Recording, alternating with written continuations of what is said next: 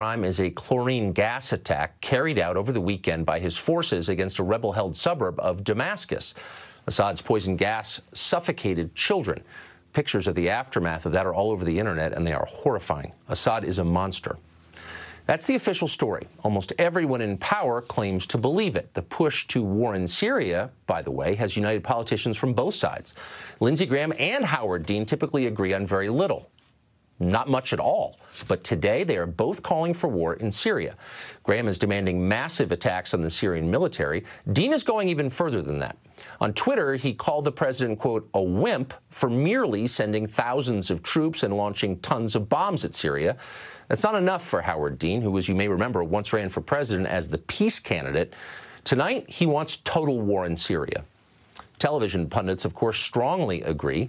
This morning, the foreign policy team over on MSNBC explained that it's far more important for American troops to fight in Syria than it is to secure our own border here in America. Watch. There's no question that now, all these years later, it is Donald Trump's challenge. He has to take action. He's spoken to Macron. What he ought to do is a coordinated action. There has to be a comprehensive response. As Trump leaves to fight his imaginary border war, he's leaving the real war where we could make a difference, and said he's turning it over to Assad and to Iran and to ISIS. This is something that Barack Obama wouldn't even do if confronted with these set of facts. Trump has to take action in Syria. Everyone nods sagely. That ought to make you nervous. Universal bipartisan agreement on anything is usually the first sign that something deeply unwise is about to happen, if only because there is nobody left to ask skeptical questions. And we should be skeptical of this, starting with the poison gas attack itself. All the geniuses tell us that Assad killed those children. But do they really know that? Of course they don't really know that. They're making it up. They have no real idea what happened. Actually, both sides in the Syrian civil war possess chemical weapons. How would it benefit Assad using chlorine gas last weekend? Well, it wouldn't. Assad's forces had been winning the war in Syria. The administration just announced its plans to pull American troops out of Syria, having vanquished ISIS. That's good news for Assad, and about the only thing he could do to reverse it and to hurt himself would be to use poison gas against children. Well, he did it anyway, they tell us. He's that evil. Please. Keep in mind, this is the same story they told us last April. Do you remember that? It was almost exactly a year ago. The new administration announced it was no longer seeking to depose Assad from power. Regime change was no longer our policy.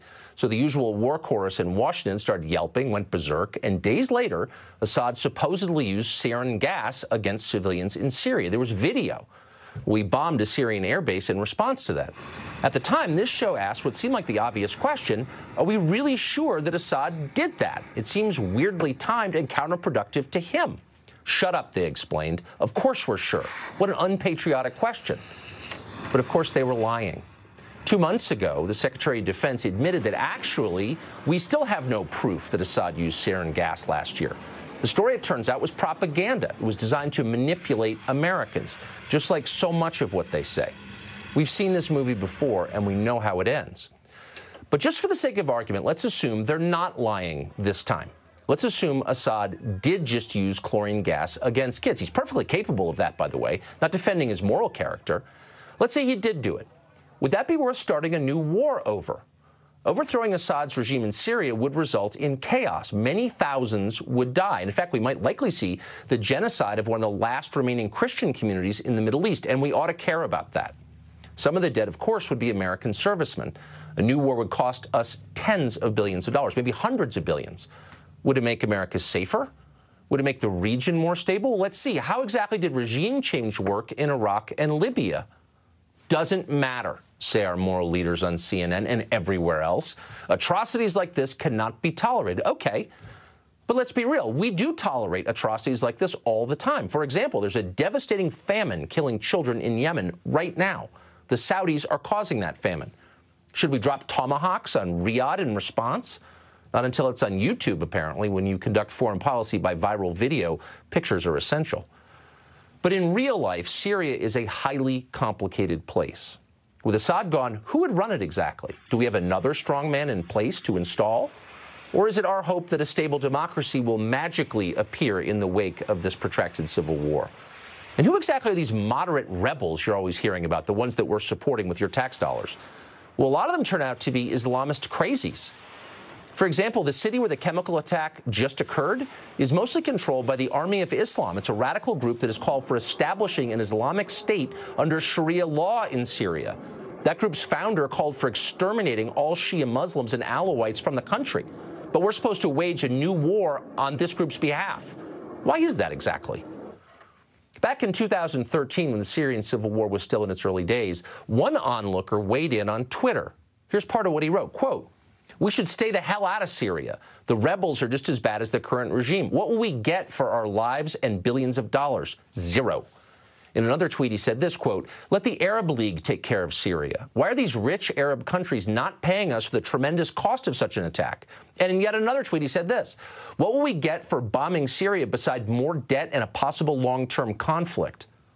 Of course, you know who wrote that. It was Donald Trump, and he was right. And that's one of the reasons he got elected president. And now the same people who brought you a dying American middle class, undefended American borders, and endless pointless wars in countries you could not find on a map are telling the president he's got to depose Assad for reasons that are both unclear and demonstrably dishonest.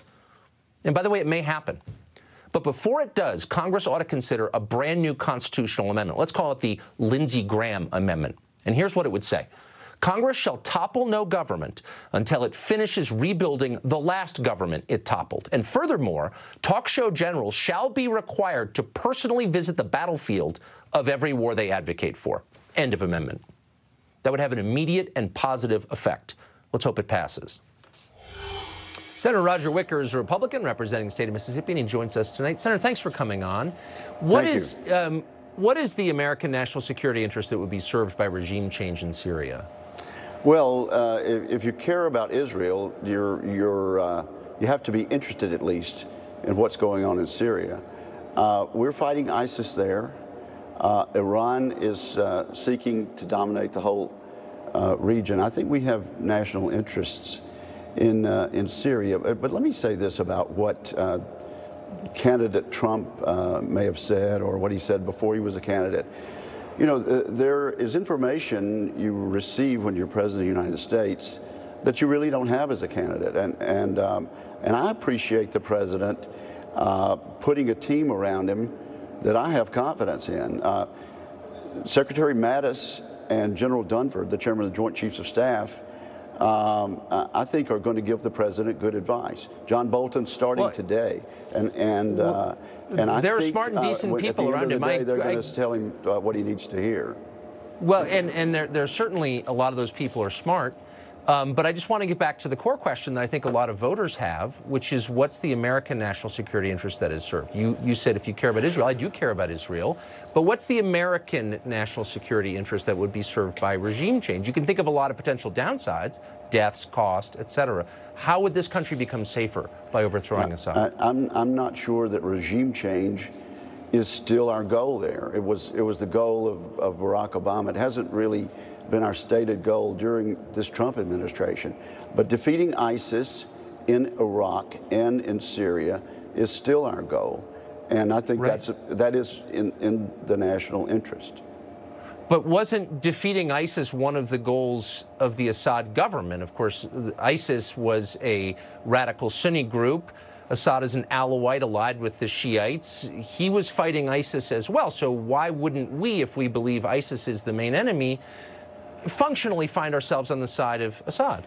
Well, you're correct in this sense, and you're correct in many ways. It's complicated in Syria. There's no question about it. I mean, there's not a bunch of white hats and a bunch of black hats. So I'll give you that. We are, and we're not in the business of regime change, so I would challenge that. But it is within our national interest to make sure ISIS is defeated, and we've almost got the job done. I just think it would be a mistake to pull away at this point. I'm very interested in the questions you're asking about whether this is some sort of a hoax, or whether this poison gas attack really didn't happen, was done by someone else. Well, I'm not suggesting that. That's a question that Mr. Putin is asking, and he has a right to ask it, and so do you. I find myself on the I'm not other sure I side understand of the that issue. implication. I'm not sure I understand the implication of adding Putin to that equation. That he's asking. I'm just saying it's a question that's not relevant. Slow down, Senator. That's not relevant to why I asked the question, and I hope you're not trying to impugn my motive by tying me to Putin, as so many on the left do. Let me ask again. We were told a year ago that the sarin gas attack in Syria was committed by regime forces, by Assad's regime. We learned 2 months ago that we don't really know that we were lied to about that. I would think as a U.S. Senator, you would have an interest in getting to the truth, because the truth matters, doesn't it? I think it's perfectly fine for someone in a position like you to ask that question. Why aren't you asking the question? I'm convinced. Well, I've been listening to a lot over the last year, and for my purposes, I'm convinced that Bashar Assad was very much involved in the attack a year ago. The United Nations Security Council is currently, based on information I've heard, I think the United Nations Security Council. Can you characterize it for us? Because the Secretary of Defense. I'm sorry, I wouldn't typically interrupt you, but you suggested that I was somehow allied with Putin. So I think I can press you on this question. I'm the Secretary suggesting of that Defense. you asked the same question that he asked, and that's fair. So I must be a Russian agent. I get it. Right? I'm not saying that at all. I'm not saying that. Because it's a very obvious question, actually. And the Secretary of Defense said 2 months ago that we didn't have proof, but you apparently have proof that the Secretary of Defense doesn't have. Could you characterize it for us? No. I'm not going to get into that further. Okay. So are you satisfied that we know for a fact that the Assad regime, acting against its own strategic interests, was behind the chlorine gas attack this weekend? And as I was about to say, Tucker, the UN Security Council is looking at that very issue right now. The President of the United States has concluded that, in fact, Bashar Assad was involved in this and was responsible for it. And I assume he's making that statement based on the best facts he can get from the Secretary of Defense and from the Chairman of the Joint Chiefs of Staff and his incoming National Security Advisor. Okay, well, I guess Putin and I would like a little more detail on that before we launch a new war on the basis of it. And do you think that's a fair question to ask? I think you are asking interesting questions, and they need to be asked. Where I come down is that we have a strategic interest there, and it doesn't make sense for us to leave without getting the job done. I would be results-based in Syria rather than timeline-based. Okay. Well, that was revealing. Thank you, Senator. I appreciate it. Thank you very much. Theo Padnos knows a lot about Syria. He's a journalist who spent 2 years as the hostage of al-Nusra, a Syrian Islamist rebel group, and he joins us tonight. Theo, thanks for coming on. So one of the many questions here is who is behind the chemical attack of the weekend, the chlorine gas attack? And I think we all assume it. We saw the pictures, so something happened. So one of the first questions is the Assad regime the only group in the region that possesses these weapons? Of course not. We have videos, and I have been in conversation with these people. I mean, I lived with them for 2 years. I know what their goals are in life. They are interested in carrying out a war of extermination against their enemies, particularly the Alawites, but really against the Syrian government. And you know, they're more than willing to use any weapon whatsoever, anything it takes, to rid themselves of their enemies. I'm quite persuaded that their goal is total annihilation of the enemy, and they think that chemical weapons will do the trick. And they talk to me about, you know, these ambitions of theirs to exterminate the enemy. I have no doubt that this is, you know, something that they desire. It's their dream. They believe that they own this land, that God gave it to them, and that they should kick the other people out, kill them.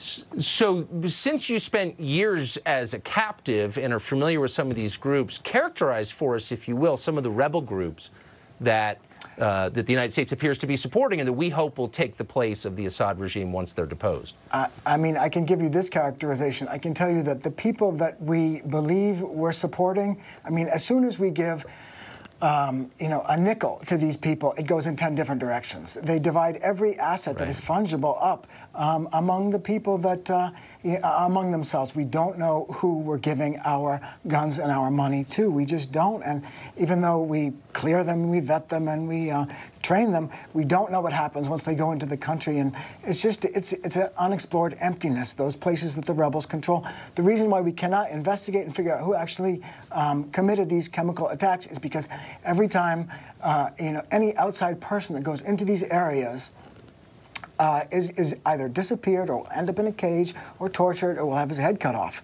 So it's really, it's quite impossible to explore the origin of these crimes. It's true that there are a number of possible culprits, but before we go starting any wars, we should investigate properly, and we can't do that now because we cannot access the scene of the crime. Well, yeah, thank you for reminding us how complex this all is, and you have, of course, firsthand experience with it. Theo Padnos, I appreciate it. You bet. You've been hearing it day after day on virtually every show on the other channels. Defending America's own borders is a fake issue. In fact, it's immoral, while intervening in Syria 6,000 miles away is a real one and a moral imperative. Does anybody actually believe that? Why are people saying that exactly? Colonel Doug Macgregor is a retired Army colonel, author of the book Margin of Victory, and he joins us tonight. Colonel, as you see, people make simultaneously the case against using force to protect our southern borders, but in favor of using force to protect the territorial integrity of Syria. What do you think? Well, I think it's lunacy, to be perfectly blunt. It's a crazy idea. First of all, the United States Armed Forces, at least as far as the Constitution is concerned, exist primarily to defend the United States. That includes its borders against foreign penetration.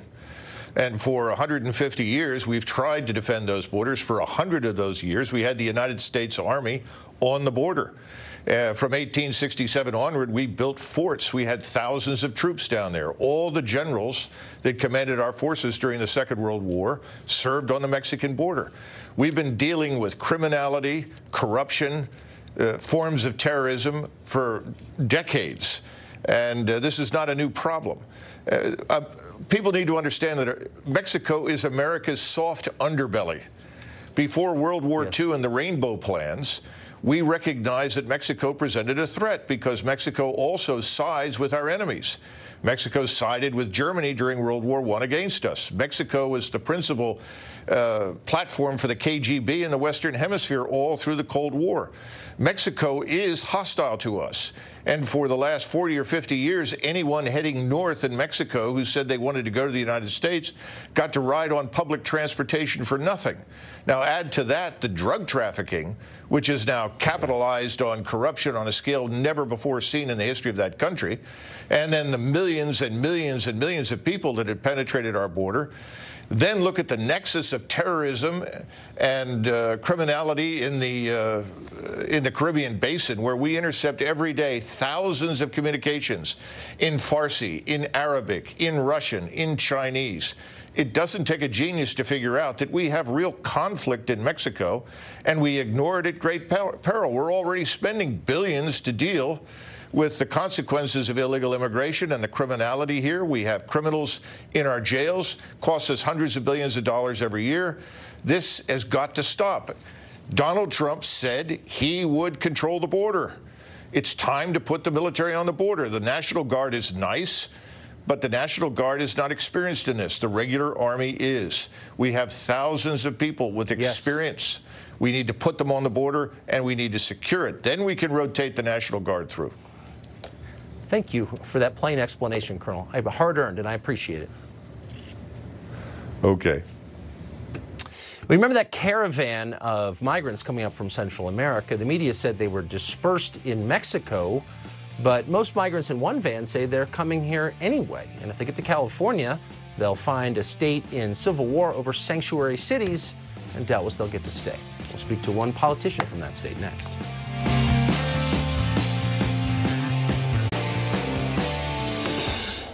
Well, the American press declared that the migrant caravan in Mexico was not a problem for the United States, but actual migrants are getting in the way of that storyline.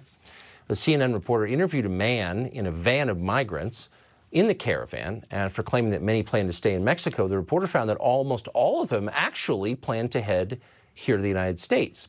So if they get here, they'll find a country divided over how to treat them. Newport Beach, California could soon become the latest town in that state to openly defy its sanctuary state law. Joe Alioto Veronese is an attorney running for the DA of San Francisco, and he joins us tonight. Joe, thanks for coming on. Thanks for having me. So I guess the bigger question here is there are 7 countries in Central America, about 47 million people. Why wouldn't all of them come to California? And why don't they have a right to? Well, this caravan of people, these are asylum seekers, right? This is really a multinational problem. It's a lot like what's happening out in Syria, where many governments have to deal with these people. It is. Over the years, as you know, this is something that happens every year. So over the years, we've seen that a majority of the people end up in Mexico and end up staying in Mexico, and this is really the Mexican problem. This is not a problem here in the United States. The sanctuary city thing is an entirely different issue. And really that's related to DACA. Okay, but I just want to, but before you make policy, you have to agree on what's true and who has rights and what are they. And so my question is, every country in Central America, and I've been to 6 out of 7, is less good to live in than the United States. So all the population of Central America could plausibly claim asylum here. Do we have a right to say no? And how many can we say no to? Okay, so if we have that right, then why is no one in statewide office in California invoking that right? Why are they saying we don't actually have a right to keep people out? No, what they're saying in California is that California is not obligated to enforce federal immigration law. That's always been true. We can agree on that. That's not what these sanctuary city policies are really about. Sanctuary city originally, if you look back at 20, 30 years ago when it first started, was enacted to protect the DACA-type people. And 70% of Americans believe that we need to deal with DACA. Even our president believes that. If the president would do that, it would make it a lot harder for us here in California to defend our sanctuary city policies. There's no question about it. Let me ask you this. Let's say you had 5 million migrants from Central America show up in California tomorrow, claim asylum, all of them were admitted. Would the state get poorer or richer? I don't know. That's a good question. I'm sure that would be, it depends on how they would get assimilated into our state. And, you know, once they're in our state, of course, they could go to any state. They could go to your state. They could go to New Mexico, Nevada, and elsewhere. But I asked that because they're not being assimilated. It would be difficult because they'd end up living on the street because it's so expensive here. Yeah, that's true. You know, 44% of all households in California don't speak English at home. That's the opposite of assimilation. That's a foreign culture living within the larger culture. Is that a problem? Well, you know, me, by way of example, my father was an immigrant. My first language was Italian. I've assimilated pretty well here in the United States. And that's, that's the American dream, right? But 44% of all households. A lot of these are not people who arrived yesterday, last year, or 10 years ago. They arrived a long time ago, and they're still speaking foreign language at home. Is this a problem? Or is California not assimilating its immigrants? That's symbolic of a broken immigration system. There's no question. We've got the sanctuary city policies where we're protecting people from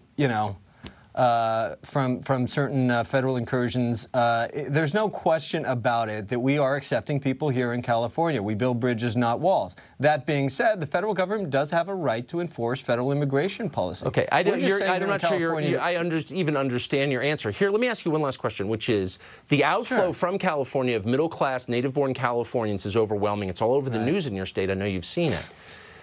California politicians are spending the overwhelming majority of their time talking about how to help people here illegally.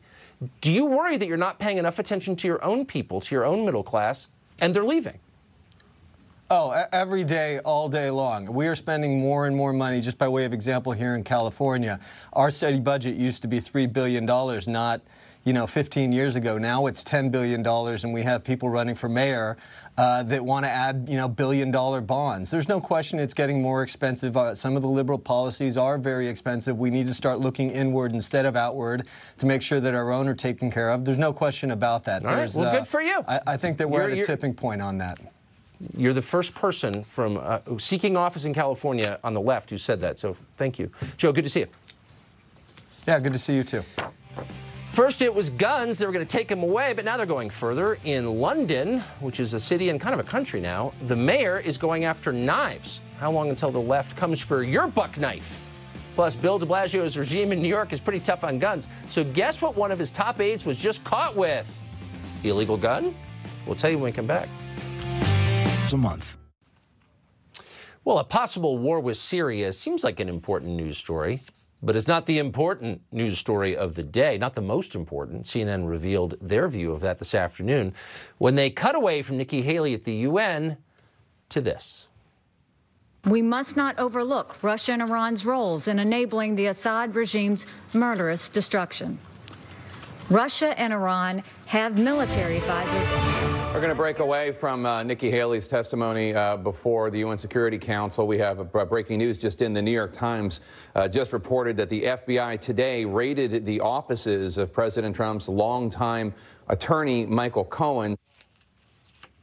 Well, that raid reportedly is connected to the Stormy Daniels story, which CNN covered wall to wall. And of course, Stormy Daniels is way more important than any war with Syria.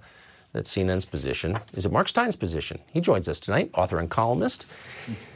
Mark, Mark is one of those moments when the priorities become really clear. You cut from the UN, we may go to war, Stormy Daniels news breaking. Did you see that?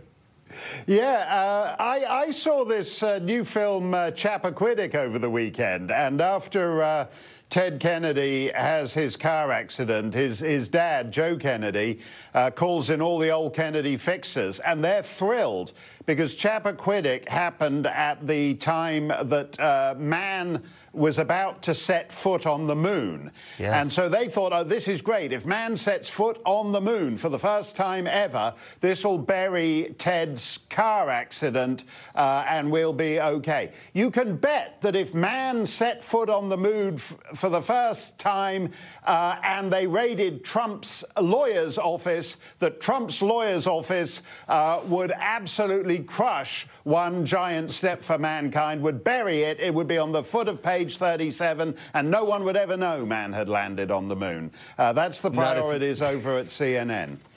Not if you had Stormy Daniels pictures to accompany it. So what did you make? I know.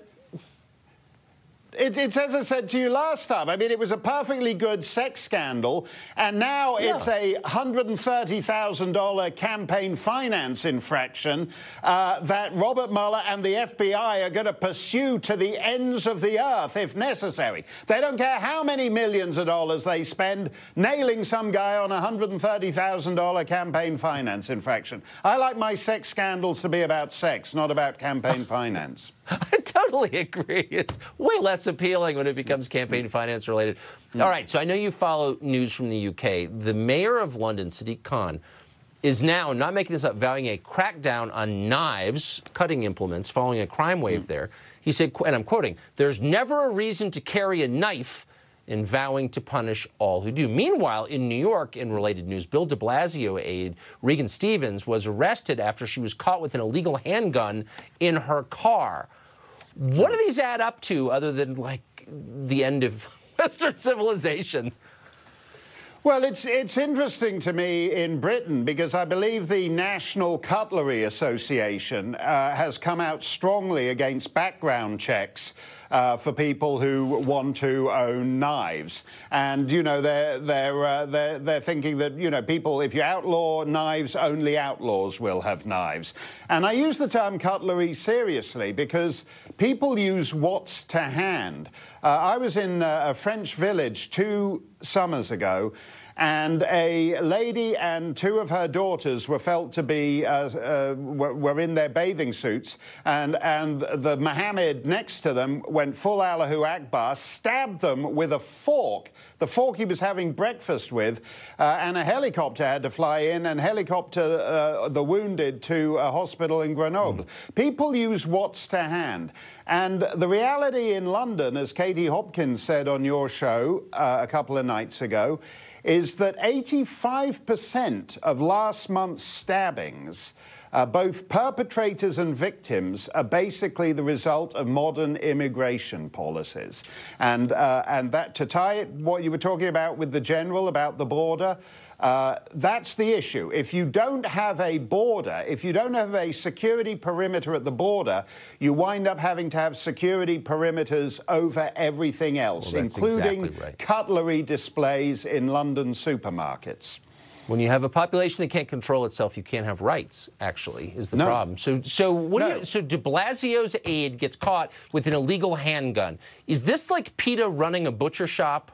I mean, is there anything more hypocritical than this? Yeah, because basically this is his advisor on criminal justice matters, and she's in a car that's filled with marijuana smoke with a handgun on which all the identifying marks have been rubbed off. And I think this gets to a point that we come back to time and again, that increasingly we live in a land where the laws don't apply to certain people. You know, he'll pull some strings, she'll skate, and if you're connected, if you're part of a governor's or a mayor's detail, you'll be fine. If you work for someone important, you're fine. And if you're just some guy living in some subdivision, you don't need a gun, you don't need nothing. And it's that division. Right. It's that division. America's getting a class system. No, I know. Yep. That's awful. Latin American thank you style. For that. That's totally true. And an economy to match. Ah! Right. Wish we had more time. See you in 2 days. Millions of Americans, meanwhile, addicted to opioids. But could the phone in your pocket be as addictive as narcotics? Possible. Talk to a doctor who's been studying that question. He joins us next.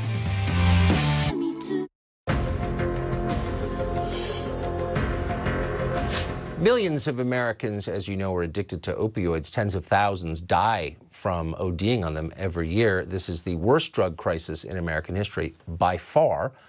But there is another addiction crisis going on that gets no coverage at all. Tens of millions of Americans are hopelessly addicted to their electronic devices, specifically to their smartphones, their online video games, and lots of other things that big tech has gotten rich on. It's a big deal. Dr. David Hill is chair of the American Academy of Pediatrics Council on Communications and Media, and he says that smartphone addiction is a crisis for our society. Dr. Hill joins us tonight. Doctor, thanks for coming on. When you say it's an addiction, in what sense do you mean that? I mean, it's clearly an addiction in that the average person checks a phone 70 times a day, but in a clinical sense, is it addictive? Yeah, I don't think anybody would say that it's addictive, Tucker. In fact, the DSM-5, the current statistical manual that psychiatrists use, specifically carve out that there is not really a diagnosis called tech addiction. Now, there are a couple of diagnoses that they think are worth investigating, and those are problematic internet use and internet gaming disorder. Those sorts of problems are thought to affect up to maybe 8%. The numbers differ from 4% to about 9 or 10% of American youth. But whether that's an addiction in the same way that opioid is an addiction, you're looking at about 116 Americans killed every day on average by opioids. Nobody would say that cell phones are killing 116 people a day. Of course not. But are they degrading our society? Are they making it difficult for people to continue linear thoughts, to read books, to concentrate? And I know DSM definitions change over time. Would you say it's a compulsion? It certainly seems to meet that threshold. You know, anything that gives us instant pleasure is something that we can become dependent on. And at the point that we're ignoring the other needs that we have in our lives to pay attention to these things and get that sort of pleasure, then it becomes a problem. We deal with children, and the biggest problems that we see in children related to smartphone use or screen use are particularly sleep, obesity. There are some concerns about attention. Nobody has proven that smartphones cause ADHD. That's a popular theory, but the science is not out there to really draw that line. There has been a lot of concern about rising rates of depression and anxiety that are coming along at the same time as rising rates. There's an author, Jean Twenge, who's worked on that, and her argument is that the phones came first, then the psychiatric problems, so maybe the phones caused the psychiatric problems. But I think more conservative researchers would stop at least one step short of that. And you're aware of this distinction between correlation and causality.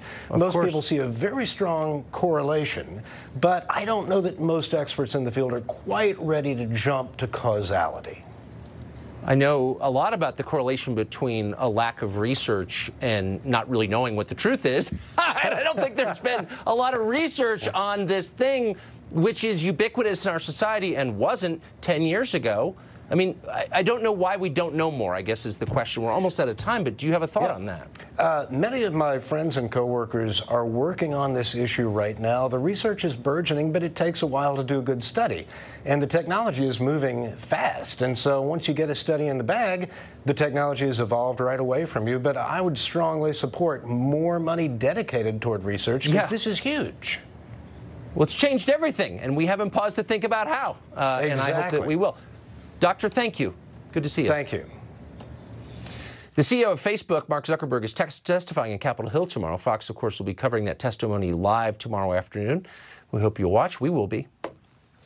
Well, the Boston Marathon, probably the most famous marathon in the world, says that biological males will now be allowed to compete as women in this year's race. What exactly does that mean? What are the requirements to be considered female? And is this arrangement fair to women? That story is next.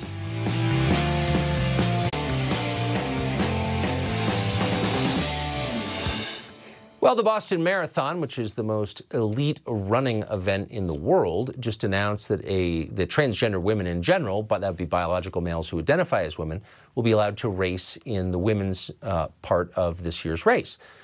This year, at least 5 transgender runners will be competing in the women's division, despite advantages they may have due to higher testosterone levels, among other potential physical advantages. What are the rules exactly? Nell Daly is a psychotherapist, and she joins us tonight. So Nell, my point really isn't to make a case against transgenderism. I strongly think that biology is real and that we shouldn't ignore it. But that's not really the point I want to make. I want to ask a series of sincere questions about what qualifies you as a biological man to compete as a woman, because there's an actual fairness question here to women. So what does that mean exactly? For the purposes of the Boston Marathon? So what the Boston Marathon, it seems like to me, has done, and I've been reporting on transgendered athletes for a long time now, and I think what they did was they adopted the policy that was set forth by the U.S. Track and Field Committee, which followed what the the International Olympic Committee also set forth as to what to do with transgendered athletes. So they have, if you identify, let's say you're born a man, but you identify as a woman and you qualify as a woman, then you're able to compete as a woman on the day of the race. But you have to qualify and compete in the gender in which you qualified for, if that makes sense. It doesn't make sense, because it doesn't answer the basic question, which is, what are the criteria for qualifying as a woman? So why wouldn't, I mean, men have physical advantages that are inborn, that are biological, and so it puts them at sort of a great advantage over the women against whom they're competing. So how do I qualify as a transgender female athlete? Why couldn't any man say, I identify as a woman now, and beat a lot of women unfairly? Theoretically, they could. So it's not as if the Boston, it's not as if these athletic committees are necessarily asking for a full history of these athletes. If a man decided to compete as a woman and ran all those qualifying races as a woman, then on game day, they're allowed to compete as a woman. Now, the interesting fact here what are the criteria? But what are the criteria? Like, how do we determine if someone's a woman for the purposes of competing in the women's event?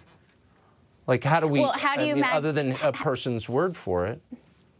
Well, what they have to do is historically, you took a blood test. Well, so here's the issue. What they do is they ask for you to present a government ID. So it's what you identify as, not necessarily what you're born as. And where this issue gets a little bit more complicated, and will get more complicated as time goes on, is that states now are starting to say that people have the choice of being considered non-binary and checking that off on their government IDs. So if you have 1.4 million people now in this country identifying as transgendered, and transgender is an umbrella term for many things that fall under it, and then you start issuing, states start issuing government IDs where people can choose I get it. So there are no rules. I mean, we're just making it up as we go along, which is fine. I mean, if the purpose is to make people feel good, I get it. I'm not attacking it.